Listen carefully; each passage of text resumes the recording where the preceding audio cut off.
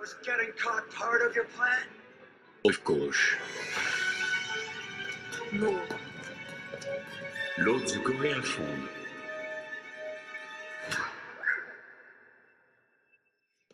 What's going on, guys? It's K-Dub here with another episode of Crypto Zombie. First and foremost, I have to say shout out to everyone that's been coming back to my channel, liking, subscribing, commenting. You guys are awesome. You're the reason that I do this every single day. Also, today's Wednesday, smack dab in the middle of the week. It's hump day. I hope everyone's having a great week. That being said, let's have a look at the markets, which I'm sure there's not much going on with them, but let's look anyway. So we've seen that Bitcoin has had a slight decrease from yesterday, 0.14%, which is really virtually nothing. It did pull back from yesterday, but I noticed since this morning, it's actually gone up as far as the overall market cap is concerned. Bitcoin dominance sitting at roughly 40.1%, slight increase from yesterday, not too much. If we see some of the biggest changes of the day, huobi token, number one, guys.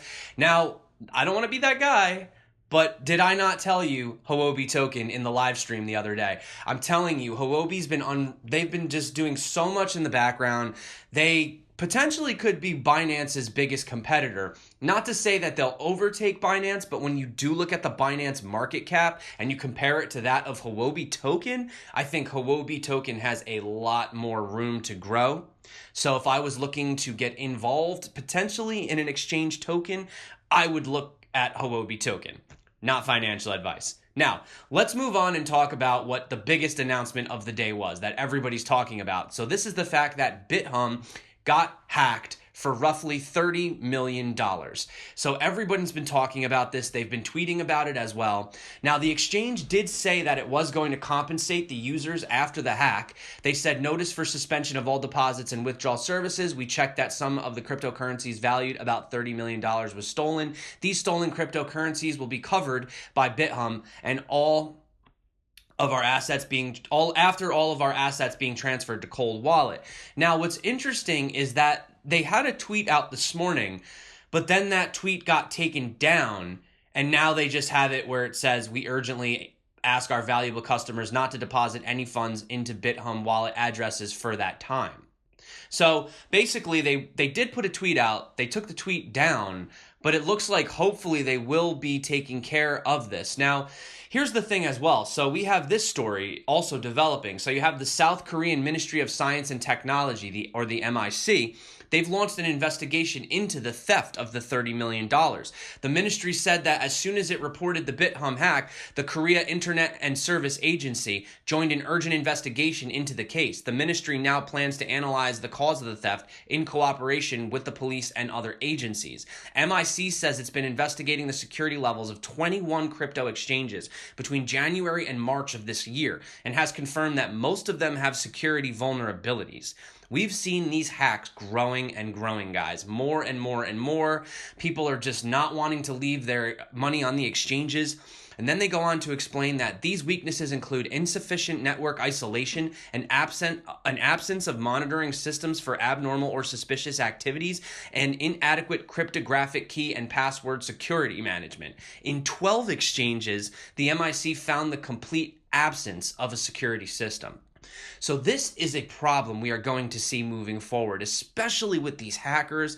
They do not care. They will keep on trying and trying and trying. I mean, we even saw Binance had that hack. Now, they were really quick to jump and cover it, but between that, Bithumb, CoinRail, what was the other one? BitGrail. There's so many of them that have happened recently. CoinCheck, right? And so now I think that we are going to be looking towards these alternative solutions. We need to look for safer places to keep our money, which is why I think most of us are still really anticipating this universal wallet that's supposed to be coming out from EOS very soon. And also, guys, Arcana. If you guys didn't have an opportunity to check out my video that I did the other day with Arcana wallet, I think some people might have thought that potentially this was some kind of an ICO video or something. It's not an ICO. It's actually a wallet that's coming out. And the reason that I was so intrigued to have David Zhu on the channel to discuss the wallet is because of the unbelievable security measures that they're taking with it. Basically, they're creating a wallet where you can hold all of your funds. It'll take care of all of your mainnet swaps. It'll take care of all of your airdrops airdrops. It has integrated API so that if you want to trade on exchanges, you can directly from the wallet so that you don't have to actually ever physically put your money on the exchange. On top of the fact that they're also going to offer free transfers within the wallet itself, and they have military grade cold storage. So it's definitely something you guys should check out if you haven't seen the video. But definitely as far as security is concerned with these hacks that have been happening recently, it's very, very, very important that we look for these solutions sooner than later. So moving on, we do have EOS. So there's another issue going on. Now, EOS has been the talk of the town.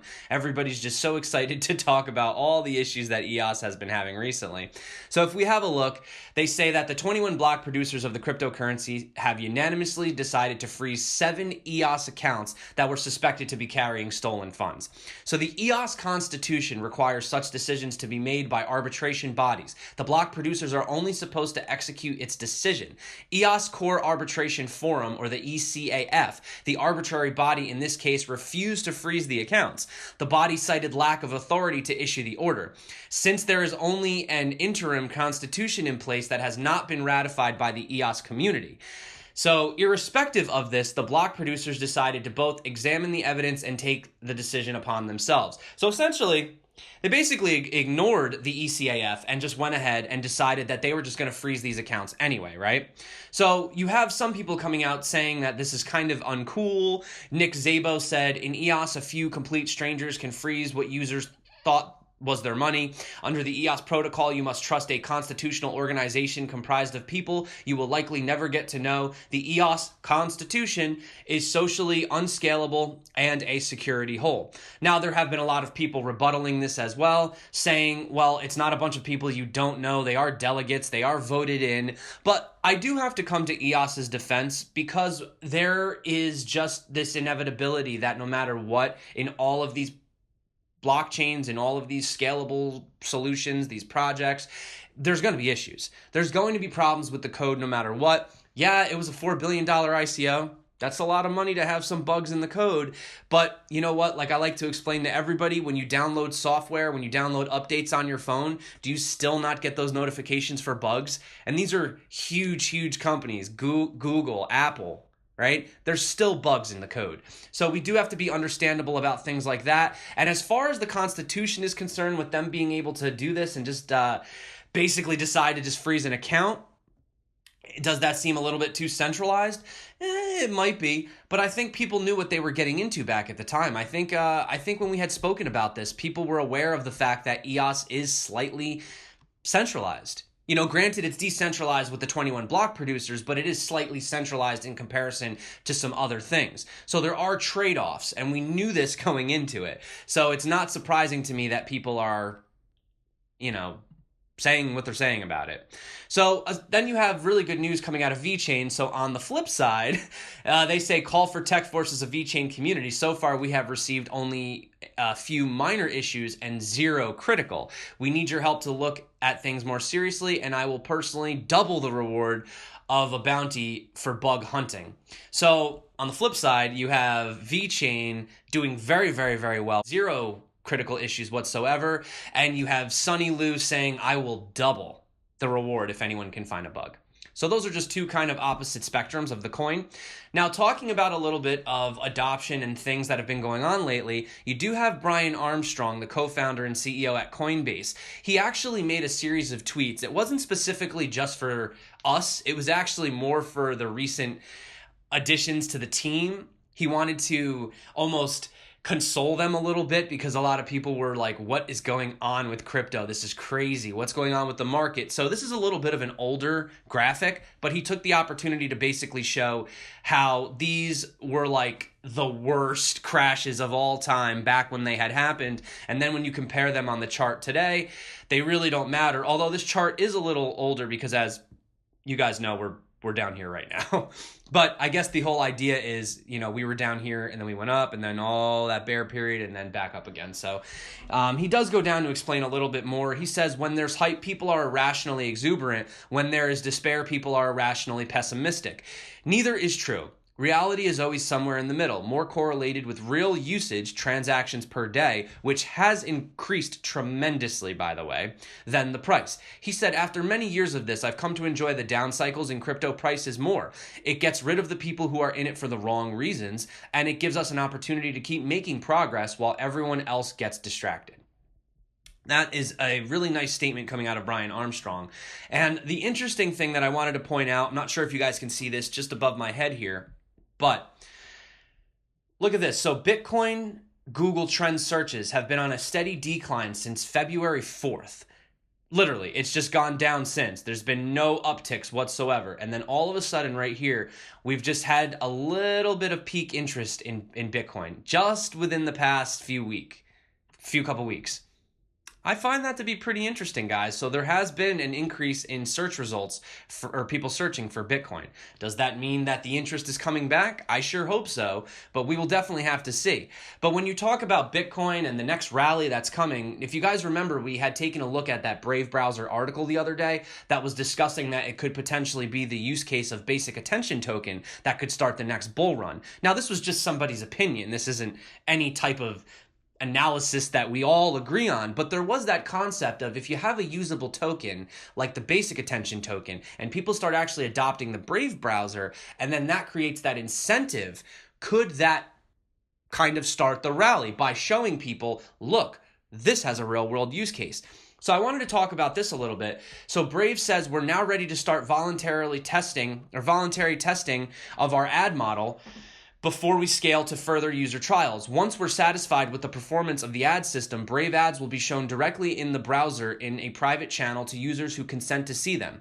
When the Brave ad system becomes widely available, users will receive 70% of the gross ad revenue while preserving their privacy. So this is something we don't see very often. So by using the Brave browser, you will essentially be rewarded 70% of the gross ad revenue as a total pool distributed to anybody that's participating in this. And one of the best parts about it, your privacy is preserved. So by moving matching from the ad exchange to the device, Brave ads merge innovation with privacy by design and put the user in control. So instead of sending and exposing user data to opaque third parties in cloud-based auctions, Brave's approach enables a more efficient and direct opportunity to access user attention without the inherent liabilities and risks involved with large-scale user data collection. Let's talk about some other adoption, guys. So you have Akon. He says Akon gets into the cryptocurrency game with Akoin, and he's already planning to build a 100% crypto-based city off the back of it. So if we have a look over here, so Akoin has been created to empower youth entrepreneurship and economic inclusion through an exclusive suite of sustainability and growth-building crypto-based apps that offer immediate and ongoing new revenue-generating opportunities to stimulate micro-exchanges and financial stability in Africa and beyond. That's a pretty impressive statement. So Akon Crypto City is a first-of-its-kind 100% crypto-based city. I don't know if it's a first of its kind. We've actually heard a lot of these different crypto cities that have kind of popped up around. So he says that Akoin is going to be at the center of the transactional life. The futuristic city already in development, beginning with 2,000 acres of land gifted to Akon from the president of Senegal, blends leading smart city planning designs with a blank canvas to kryptonize our daily human and business exchanges towards inventing a radical new way of existence. Wow, I don't know what all that means, guys, but it sounds pretty incredible. So let's talk about some other celebrity-related crypto. So you have Paris Hilton's father, Rick Hilton, selling a $38 million Palazzetto mansion through a cryptocurrency auction. The 16th century mansion is located in Rome and has 11 bedrooms and 15 bathrooms. And he says one lucky winner will get to live in the property that consists of 3 kitchens along with a movie theater, a spa, and a gym. So for $38 million, you can be a part of this mansion and you can pay for it in Bitcoin. So that's pretty cool. So then we also had this tweet coming out from Charlie Lee discussing the recent acquisition of Tron and BitTorrent. He said that it reminded him of AOL when it bought Time Warner. Some people weren't sure what he meant by this. They thought that he was kind of making a negative comment, but he went on to say that he didn't mean anything negative by hinting to the comparison. He just he tweeted he doesn't hate Tron. He just said that he thought that AOL's purchasing of Time Warner was very smart at the time. The high valuation of AOL allowed it to buy a company with such a solid business model. It was just new media buying up old media. And those are the similarities that he noticed, and that's why he basically compared them. So that's basically all he was saying. He wasn't saying that it's bad or anything negative. He just thought that it was very similar. So we also have some coin news. So coming out of QLC Chain, Susan Sheep, she had this tweet, and it said, QLC family is expanding. We've just signed a partnership with the largest cloud communication company in China, with Tencent as one of their enterprise users. Comment below if you think you know which company it is. Off the top of my head, I can't really think of it, but I'm very excited to see what that is, and I'm hoping by the end of the day we'll know that answer. So that's really awesome news coming out of QLC Chain as well. We also have Apex Technologies, the company behind Apex Network, has been ranked by Forbes as one of the companies on the 2018 China's 50 most promising companies list. So Apex Network, management at Apex Network Technologies indicated that one long-term difference of Apex Network compared to other public blockchains that will eventually become very apparent will be the size of Apex Technologies' existing enterprise ecosystem, ready to adopt a use case ready blockchain that can tackle a real business problem that impacts businesses' growth at the bottom line. The global Apex team as of June consists of more than 100 employees spread across Shanghai, Beijing, Silicon Valley, and Hong Kong. Jimmy Hu, Apex Technology CEO, added, I'm proud of the cutting edge technology and fast-growing business we built so far at Apex Tech, but I am much more excited about what we have in the road ahead, especially with the Apex network. So also, guys, we have John McAfee with this tweet. He says, due to SEC threats, I am no longer working with ICOs, nor am I recommending them, and those doing ICOs can all look forward to arrest. What does he mean by that? Those all doing ICOs can look forward to arrest. Like, people running ICOs, people talking about ICOs, like, am I going to get arrested for talking about an ICO? Is that what he means? I'm not quite understanding that. He says, it is unjust, but it is reality. I am writing an article on an equivalent alternative to ICOs, which the SEC cannot touch. Please have patience. So you have seen a lot of these projects doing a lot of airdrops. I'm not sure if that's what he's talking about, but we will see what comes out of that camp.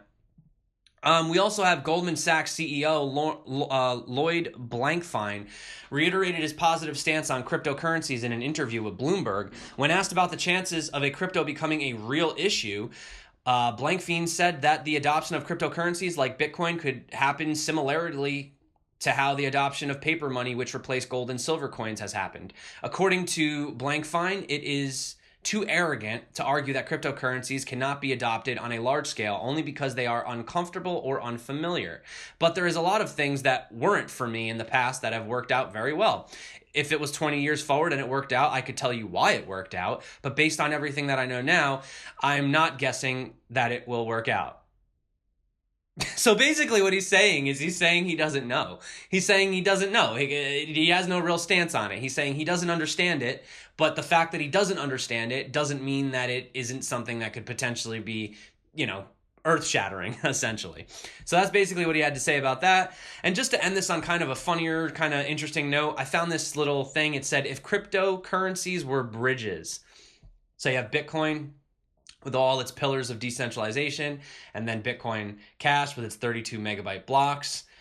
Ethereum is just this crazy mesh of highway. Ripple is two buildings with one bridge between the two of them. Monero is this crazy bridge of just unknownness. This is a funny picture of EOS. IOTA, Tangle, Doge, Tether, Tron, BitConnect, and then almost every utility token, basically saying there's no point to it. So that being said, guys, I wanted to just remind everyone that I will be at the Blockchain Connect conference June 26th through 27th. There's a lot of people going. I actually was just speaking with Data Dash, Nicholas Merton, yesterday, and he was telling me how he's excited about going as well. Blockchain Brad will be there, Quantalysus, CoinCrunch, not to mention a lot of really, really, really great projects as well. So if you guys are interested in attending, I do have a 30% coupon available in the description, or if you want to do it manually, you just type in Crypto Zombie, all one word, at checkout for your 30% discount on that. And that being said, guys, I want to say thank you so much for coming back to my channel. You guys are awesome. It's another kind of boring day in the crypto markets, but still it's a great time to do research, dive into some tech, or just take the day off and enjoy yourself. So I hope everyone's having a great day. I want to say thanks again for everyone that's been commenting, everyone that's been smashing that like button, everyone that's been subscribing, everyone that's been joining the Telegram group below. I love to get involved and hear everything that you guys have to say. So that being said, my name is K-Dub. This is Crypto Zombie. Until next time, stay crypto and peace out.